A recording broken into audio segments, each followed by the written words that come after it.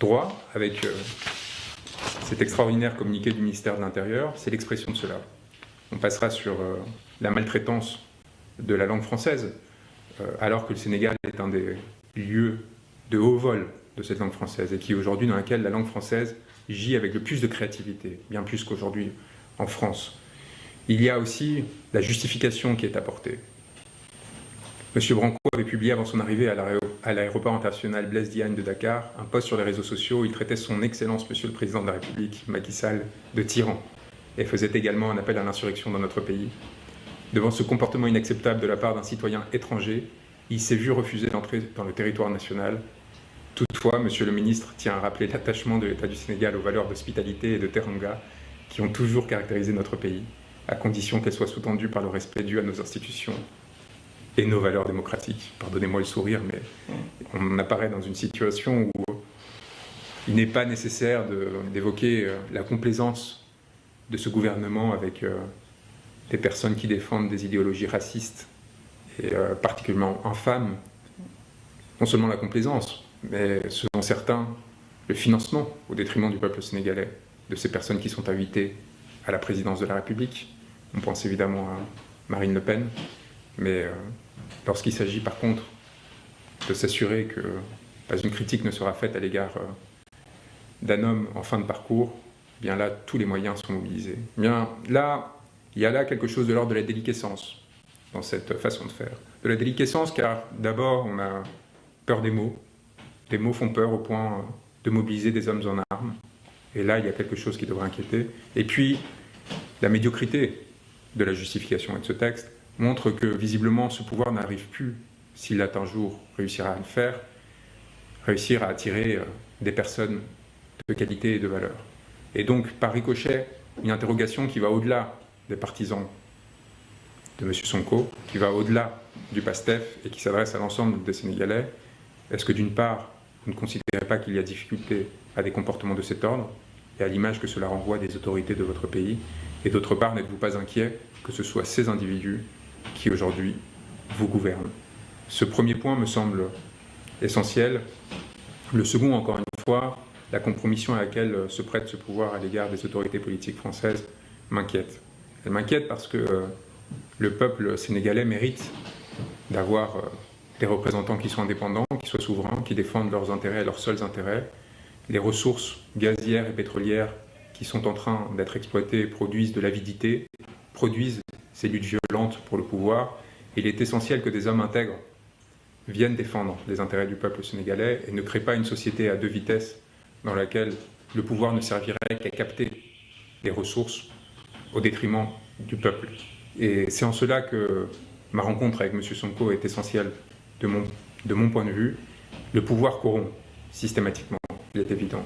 Et donc il faut trouver des hommes qui aient les qualités humaines, les qualités morales pour résister autant que possible à cette corruption et pour servir de digue au service du peuple sénégalais le plus longtemps possible. Et c'est cela que je suis venu défendre au Sénégal, aux côtés de mes confrères qui ont du courage et qui sont les véritables victimes du système existant. Ne l'oubliez pas, ce qui m'est arrivé n'est rien. Et lorsque je me suis retrouvé dépourvu de moyens de communication, enfermé, menacé par ces individus, ma crainte, mon inquiétude n'était pas pour moi, mais pour ceux qui, à Dakar, s'apprêtaient à rentrer dans cette salle d'audience, s'apprêtaient à défendre M. Sonko, et par ricochet pour tous les Sénégalais qui étaient prêts à entrer en résistance pour défendre cette personne qui portait ses intérêts. C'était la crainte de la violence, la crainte de la répression que ces actes pouvaient préfigurer. Et le deuxième élément qui m'indique l'existence d'un pouvoir déliquescent, et j'espère que M. Sall ne m'en voudra pas, et puisque son procureur a décidé de faire appel de la décision qui avait pourtant été arrangée entre le pouvoir et l'Élysée, eh bien, c'est l'appel du parquet. L'appel du parquet qui montre que M. Sall ne semble plus contrôler tout à fait l'ensemble des factions qui composent son pouvoir. Il y a là une forme de démembrement apparent pour un analyste politique extérieur. Je peux vous assurer que c'est signifiant, qui peut avoir des conséquences particulièrement graves pour le peuple sénégalais. Et il est d'autant plus essentiel de s'assurer que M. Sonko, qui aujourd'hui est la principale figure d'opposition, puisse participer aux élections prochaines et soit en mesure de proposer une alternative à ce système qui aujourd'hui est en déliquescence et a provoqué de nombreuses conséquences particulièrement graves pour le peuple, y compris la mort d'un certain nombre de manifestants, que ce soit les 14 martyrs de 2021 ou depuis, dans de nombreuses reprises, des répressions particulièrement graves qui ont touché, y compris des responsables nationaux du PASTEF, auxquels il faut rendre hommage, ainsi qu'à mes confrères qui sont suspendus et qui sont dans une difficulté extraordinaire qu'il faut défendre absolument parce qu'encore une fois, à travers eux, c'est l'avenir du Sénégal qui est en jeu. Alors, dans ces circonstances-là, je voulais m'adresser à vous, d'une part parce que j'en ai pas eu l'opportunité, ça aurait été évidemment lors de mon arrivée à Dakar avec humilité, la possibilité aussi de vous transmettre un message essentiel qui consiste à dire que le monde vous regarde et que le monde est extrêmement fier et impressionné par cette jeunesse sénégalaise qui ne se laisse pas faire, qui ne se laisse pas intimider par la répression dont elle fait l'objet et qui est prête à prendre des risques extraordinaires pour défendre les valeurs cardinales de ce pays. Et je peux vous dire que la France et le peuple français ont beaucoup à apprendre de ce qui se passe en ce moment au Sénégal et vous regardent avec une fierté extraordinaire, celle d'un peuple émancipé qui aujourd'hui est en mesure de nous faire leçon sur la façon de défendre les idéaux démocratiques et les systèmes dans lesquels une répartition des ressources justes puisse intervenir.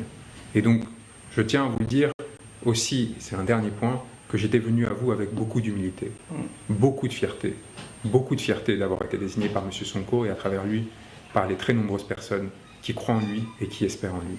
Et j'espère que cela sera entendu parce que cela dit quelque chose aussi lorsqu'un peuple arrive à créer ce sentiment chez des pairs étrangers, lorsqu'il arrive à créer ce sentiment d'honneur, de fierté, que de se joindre à lui et de se placer à ses côtés, debout, face à la répression et à la violence.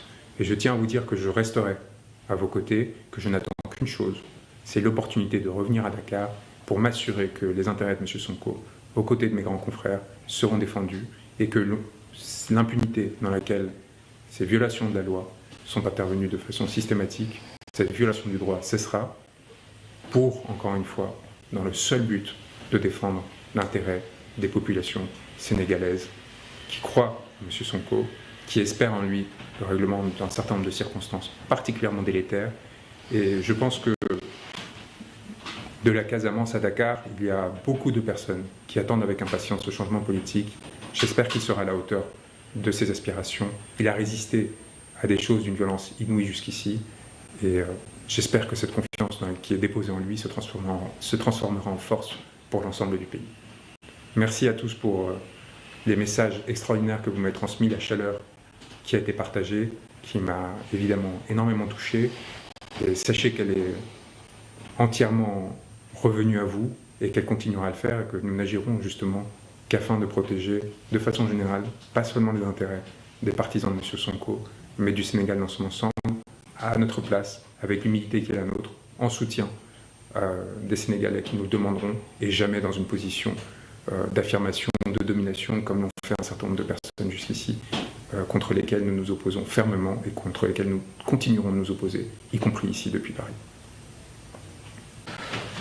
Merci beaucoup, Maître. Merci pour ce beau plaidoyer et merci beaucoup pour cet vibrant hommage aussi rendu au peuple sénégalais, ce peuple qui est veillant et qui continue à se battre, notamment la jeunesse sénégalaise, pour préserver ces acquis démocratiques qu'on a arrachés de haute lutte.